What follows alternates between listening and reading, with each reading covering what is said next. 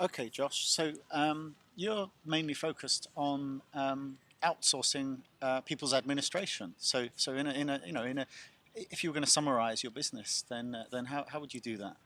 To summarize, the business is very simple.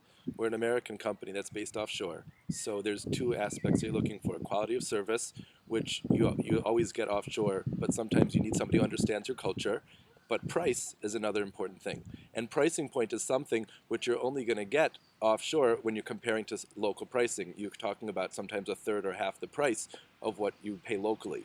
The services that we provide start from anywhere in research and data entry up into graphic and web design, PowerPoint presentations, brand new websites overnight, logos, blogs, and setting up the blogs, all the templates for WordPress, you name it, we can move into it. And then one of the most popular parts of our business right now is social media.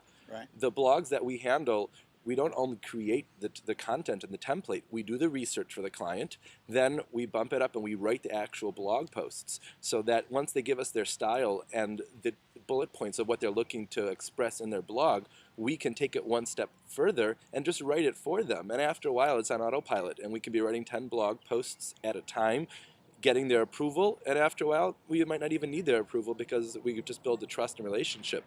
We can move into Twitter as well Hmm. and prepare 30 tweets at a time, set it up.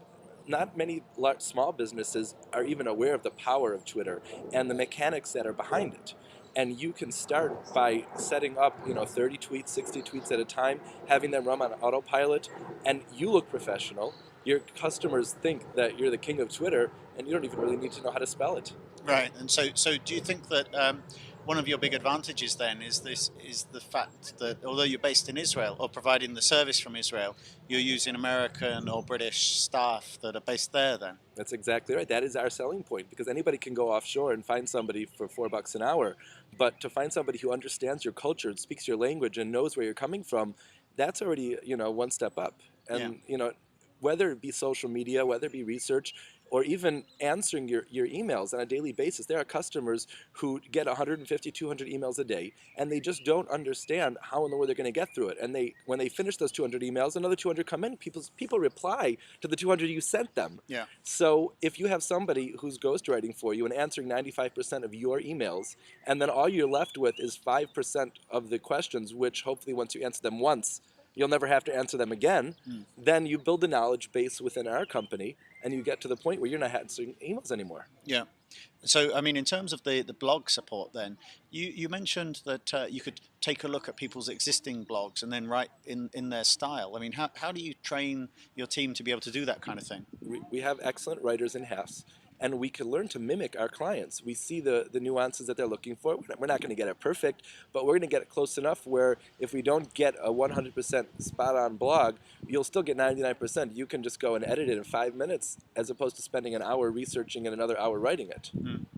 And then the stuff you were talking about with Twitter, is Hmm. that mainly sort of small businesses? Because I guess obviously, when we're talking about individuals using Twitter, it might be, I'm at the cinema, I'm having dinner, like life casting, that kind of stuff. Sure. So clearly you're not able to mimic that kind of thing. So They're so counterproductive. yeah. So what's the and again, people would argue that that kind of life casting, you can't simulate that anyway. Right.